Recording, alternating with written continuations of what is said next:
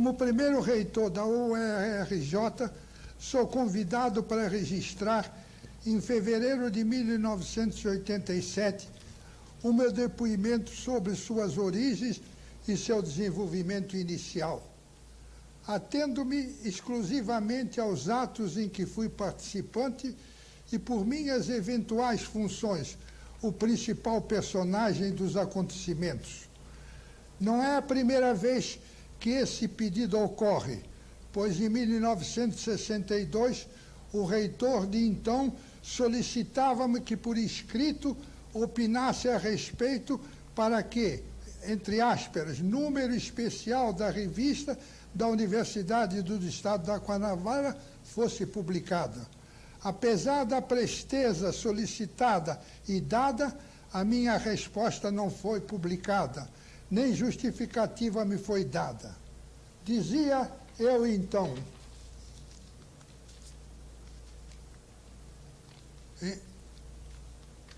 Rio de Janeiro, 25 de dezembro de 1962, no magnífico reitor da Universidade do Estado da Guanabara. Em resposta ao ofício circular de 17 de dezembro de 1962, hoje recebido, e no qual me é solicitado um escrito aproximadamente de 3 páginas dactilografadas em espaço 2, subordinado ao tema O Espírito Pioneiro na Universidade do Estado do Guanabara, a constituir capítulo do número especial da revista da Universidade do Estado da Guanabara, corrente Calame, apresso-me a atender à ordem de Vossa Magnificência, enviando-lhe o que me pareça oportuno escrever. Como filósofo, sou amigo de Platão, mas mais da verdade. Por isso, relevar-me-á a Vossa Magnificência a vivacidade que por vezes encontrará em alguns dos períodos desse meu depoimento, que denota, malgré tout, ainda o interesse que tenho pela vida da nossa periclitante universidade. O espírito pioneiro da Universidade do Estado da Guanabara. Na realidade, existiria espírito pioneiro se a Universidade do Estado da Guanabara continuasse fiel ao disposto no primeiro Estatuto da Universidade do Distrito Federal. A mim e a Ari Franco cabe a responsabilidade na estruturação da universidade, em sua nova fase, depois da Universidade do Rio de Janeiro e agora a Universidade do Estado da Guanabara. No arquivo da universidade, deixei o original do meu próprio punho desse estatuto. A história da nossa universidade é de ontem, e o convite que se me faz para escrever sobre o seu pioneirismo nasceu naturalmente de eu ter sido o seu primeiro reitor. Sobre a minha atuação, outros melhores dirão, bem ou mal, não vou falar de suas dificuldades iniciais, iguais às de toda iniciativa de vulto semelhante e vencidas brilhantemente. Fundamentada em faculdades conceituadas já existentes, nasceu sob o signo de coisa séria e promissora. Eu trouxe para sua função a administração, a experiência de longa direção e organização na Faculdade de Ciências Médicas. Conhecendo a realidade do ensino superior do país, procurei dar à nossa universidade, em sua lei base e execução, um espírito diferente, introduzindo-lhe algumas inovações, tais como, primeiro, respeitados os direitos adquiridos, o professor seria contratado. Desse modo, estavam resguardadas a eficiência do ensino e os interesses do próprio professor. Acabava-se assim com um dos maiores e crescentes malefícios do ensino, a vitalidade do professor, que, se considerando dono da cátedra, é um intocável. O contrato de professor, selecionado em concursos de títulos e trabalhos entre os melhores, permitiria a renovação e constante atualização e valorização do magistério. Nada mais disso existe na nossa universidade. Segundo, os alunos seriam assistidos financeiramente de modo discriminado, isto é, teriam bolsas de estudo os estudantes necessitados e aplicados. Não se falava nessa praga a gratuidade geral do ensino. Não se igualava o rico ao pobre, nem o estudioso ao vadio. Juntava-se o precisar e o merecer na distribuição do auxílio financeiro, suficiente para fazer com que os beneficiados se dedicassem exclusivamente ao estudo. O que está é coisa diferente. Na última reunião dos reitores, realizada recentemente em Curitiba, foi proposta como novidade o que se retirou do nosso primeiro estatuto. Foi na defesa dessa tese que terminei honrosamente a minha gestão de reitor, abandonado dos órgãos universitários que me tinham lançado na luta. Agora faz-se-me justiça, silenciando-se o pioneirismo a que fui imolado pela esperteza de alguns e pela emissão covarde de muitos, por desejarem o lugar que ocupavam, um e outros receosos de se oporem à malta que atacava mais a universidade que a mim mesmo. Com a minha saída da reitoria, saiu também o que trouxera de novo para o regime universitário brasileiro. As subsequentes reformas do Estatuto, feitas pelos órgãos políticos do então Distrito Federal, cavaram a cova da nossa universidade, tanto mais que tiveram a aquiescência dos seus responsáveis, desde que fosse aumentado o auxílio financeiro e consequentes vantagens pessoais.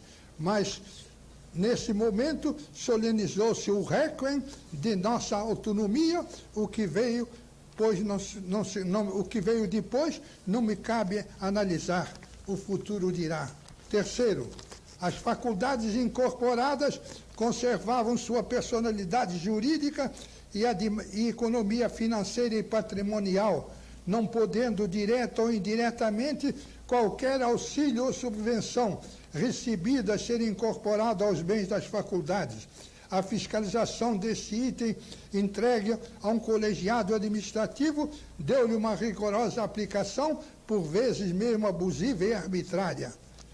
Quarto, a escolha do reitor pelo chanceler da universidade fazia entre os diretores das faculdades, isto é, entre os professores que, eleitos por sua congregação, já tivessem dado prova de tirocínio e capacidade administrativa, e não como se faz agora, de uma lista tríplice organizada pela política dos órgãos universitários, que leva a maior parte das suas sessões a testemunhar as rinhas dos candidatos à lista preferencial.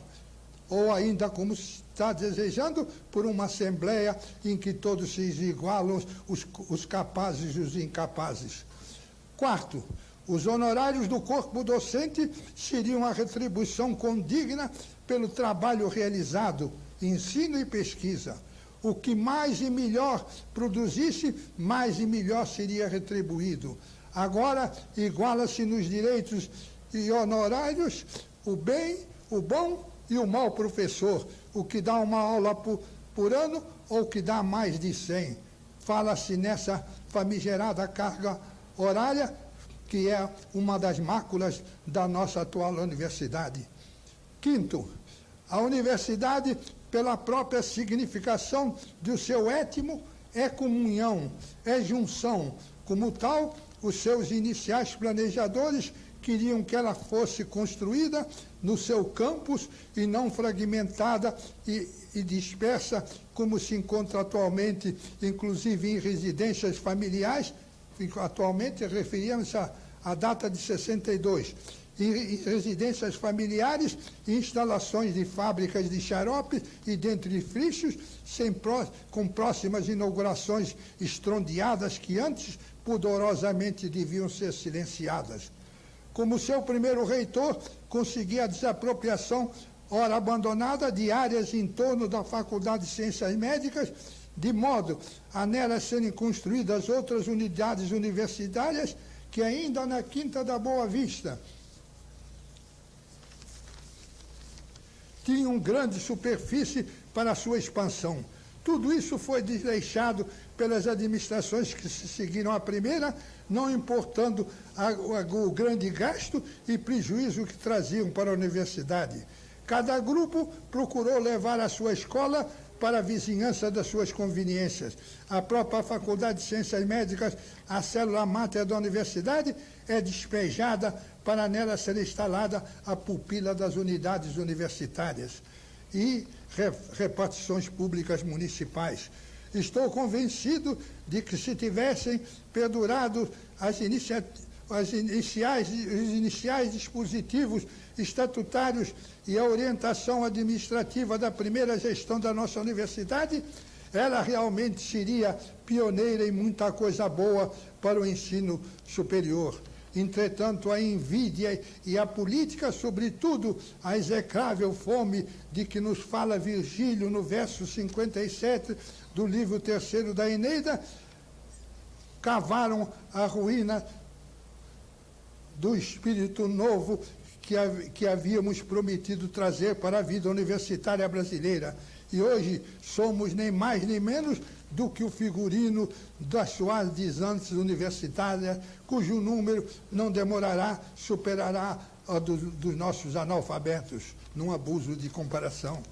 Como inovação e utilitário pioneirismo, apresenta-se com o rótulo pomposo e camuflado de fundação, cuja finalidade precípua é de permitir que muitos recebam da universidade por 3 ou 4 lugares, num milagre de ubiguidade, além de outras fora dela. Original piorismo este, nenhum outro mais resta na nossa universidade.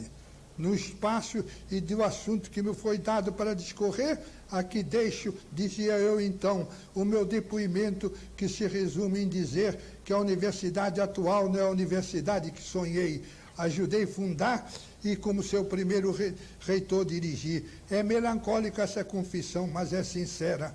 Assinava eu e datava isso em 25 de dezembro de 1962. Ao que respondia nessa data, haverei muito que acrescentar no dizer de fevereiro de 1987. Atermei exclusivamente a minha gestão, já que das posteriores não participei de sua responsabilidade. Só há 3 anos, por força do atual Estatuto da Universidade, venho participando do seu Conselho Universitário como antigo reitor, em função de nenhuma responsabilidade, a não ser um dos votos atuantes desse Conselho. Cabe nesse depoimento explicitar como foi fundada a nossa universidade e qual o papel que me coube. Nos idos de 48 ou 49, foi apresentado na Câmara dos Vereadores do Distrito Federal um projeto de lei criando a Universidade do Distrito Federal, composta inicialmente de 5 escolas superiores, entre as quais a Faculdade de Ciências Médicas, a inteira revelia do conhecimento dos seus órgãos diretores, que só em terceira discussão do projeto vieram a saber de tal inclusão. Imediatamente oficiaram a presidência da Câmara dos Vereadores, estranhando tal proceder e pedindo a sua exclusão da projetada universidade, com cuja regulamentação a Faculdade de Ciências Médicas não concordava. Crente que o assunto estava sepultado, fui surpreendido pouco tempo depois com a visita do vereador Tito Lívio Santana, que, se apresentando como relator final do projeto, queria conversar comigo a respeito. Como diretor da faculdade, atendi-o com a atenção devida e repesei nos motivos de nossa escusa. Nessa palestra, terminou com o pedido do mencionado vereador para que eu redigisse o projeto com as modificações e esse seria o substitutivo a ser apresentado no plenário como sua redação final, o que realmente foi feito e aprovado. Estava aprovada no plano legislativo a futura lei número 547, de 4 de dezembro de 1950, que restabelecia a Universidade do Distrito Federal, artigo 1º, constituída da Faculdade de Direito, da Faculdade de Ciências Médicas e da Faculdade de Ciências e Letras e da Faculdade de Economia. No entanto, o prefeito general Ângelo de Moraes, Mendes de Moraes, vetou a resolução da Câmara dos Vereadores. O veto foi rejeitado pelo Senado Federal e a lei então foi promulgada com a má vontade do prefeito e o desinteresse do que se lhe seguiu, o prefeito João Carlos Vital, que depois de muitas delongas acabou nomeando o primeiro reitor da Universidade do Distrito Federal, mais tarde Universidade do Estado do Guanabara e hoje Universidade do Estado do Rio de Janeiro. Denominações essas que acompanharam as mutações políticas sofridas pelo antigo município neutro do tempo da coroa imperial.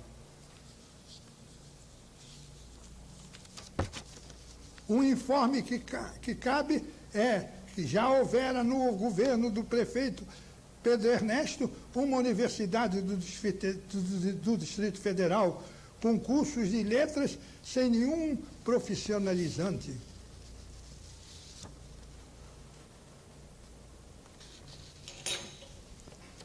Sendo secretário de Educação Anísio Teixeira e reitor o jurista Afonso Pena Júnior.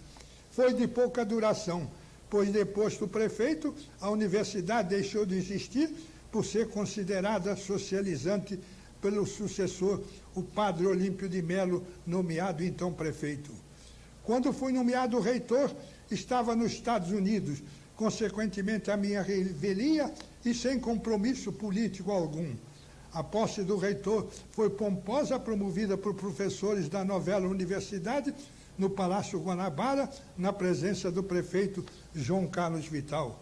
A universidade, para poder funcionar, só foi graças ao apoio da Faculdade de Ciências Médicas, que lhe forneceu instalações e funcionários, e mesmo o reitor entrando com um numerário suficiente para a compra do material de expediente.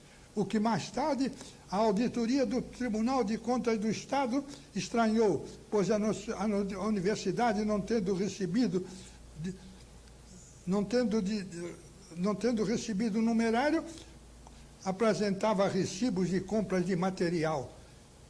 Dinheiro esse que eu, indagado, declarei que tinha sido fornecido por mim. E ouvi dessa auditoria do Tribunal de Contas que eu tinha infringido o Código de Contabilidade, apesar de ter mostrado um grande espírito de homem público. A primeira crise da universidade ocorreu quando foi imposta a exigência estatutária da não gratuidade geral do ensino. Essa resolução foi aprovada por unanimidade pelo Conselho Universitário e pelo Conselho de Curadores. O reitor pô-la em execução. Os estudantes reagiram e foram à greve insuflada pelos ativistas e estranhos aos universitários. As pressões políticas sobre o reitor foram num crescente. O prefeito de então, Dulcídio Espírito Santo Cardoso, por intermédio do seu secretário de Educação, Mourão Filho, oferece ao reitor uma comissão à Espanha, representando o município nas homenagens a Cervantes, por ocasião do seu 4º centenário, com a declaração de que, com a ausência do reitor, a greve seria resolvida e concedida a gratuidade geral do ensino. Na volta, o reitor reassumiria. Escusado será dizer que foi de imediato a minha repulsa. O prefeito não tinha coragem nem força legal para afastar o reitor.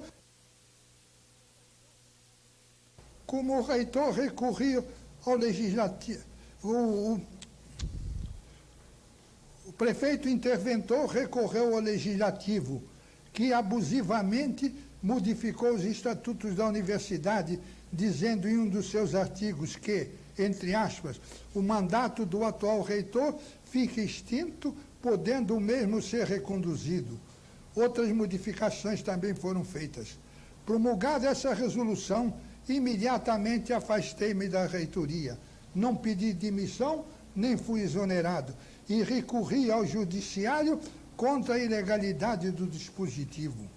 Foi meu patrono, o ínclito advogado Sobral Pinto, que brilhantemente defendeu e ganhou o mandato de segurança requerido sobre a intangibilidade do tempo do mandato do reitor. Como sempre, a tardança da nossa justiça prejudicou a relevância da decisão, que foi concedida em fase final por unanimidade do Supremo Tribunal Federal, sendo relator o seu presidente, o ministro Rosângela Nonato.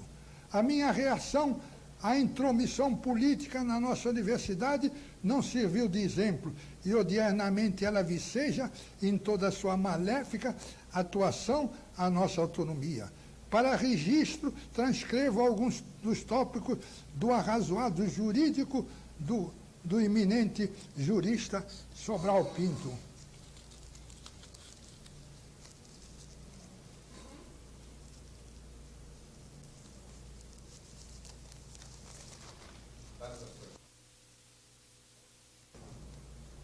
É assim que no item 56 da sua contestação, o eminente jurista declara, transcrevo, assim, pelo exposto, é indubitável que os poderes municipais, associados numa empreitada de prepotência, pretendem desferir golpe mortal na autonomia administrativa e didática da Universidade do Distrito Federal, escolhendo para alvo de sua investida precisamente o órgão central executivo, o reitor, cujo mandato querem extinguir, agora, muito antes, portanto, do termo expressamente fixado, sucessivamente pelo Decreto Municipal 11.573, de 18 de agosto de 1952, e pelo Decreto Federal número 32.886, de 28 de maio do corrente ano, ratificando de novo pelo Decreto Municipal número 12.121, de 27 de julho último.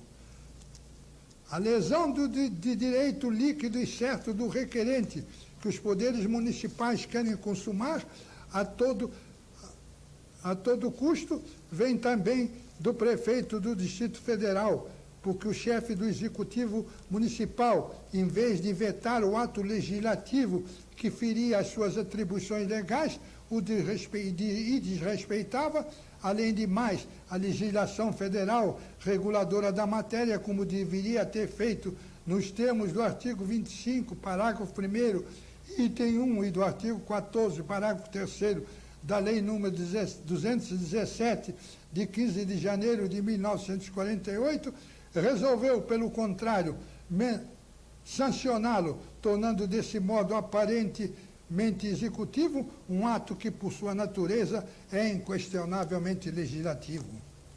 É, pois, indubitável que, para o senhor prefeito, o requerente já deixou de ser reitor da Universidade do Distrito Federal, fato que envolve, sob qualquer ângulo, manifesta lesão ao seu direito líquido e certo de permanecer na reitoria, pelo menos até fevereiro de 1955, em face da legislação federal que regula a matéria, da legislação municipal àquela subordinada e ainda dos atos expressos de 2 prefeitos que se sucederam no exercício do Poder Executivo.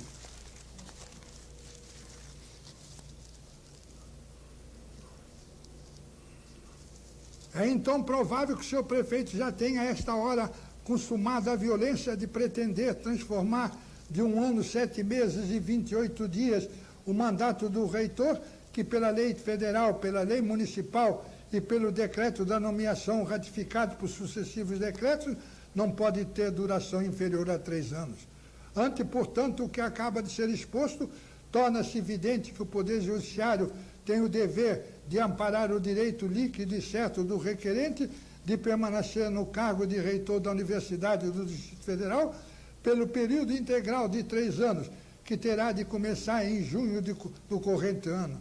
Espero, pois, que, ouvida a autoridade coatora, a Câmara que vier a conhecer do pedido conceda a segurança requerida. A magnitude da questão, intimamente entrosada com a necessidade de manter a unidade da direção da Universidade do Distrito Federal, sobretudo neste período do ano letivo que está a findar-se, autoriza e exige que, conhecendo do pedido, os senhores desembargadores, relatores e demais utilize a faculdade que lhe confere o artigo 7º, parágrafo 2º da Lei número 1533, de 31 de dezembro de 1951, mandando suspender qualquer ato, o ato que deu motivo a esse pedido, isto até que a palavra final do assunto venha a ser preferido pelo Poder Judiciário através dos seus órgãos competentes, isto é, o Supremo Tribunal Federal, dando aos presentes para o efeito o valor da taxa e tudo mais. E a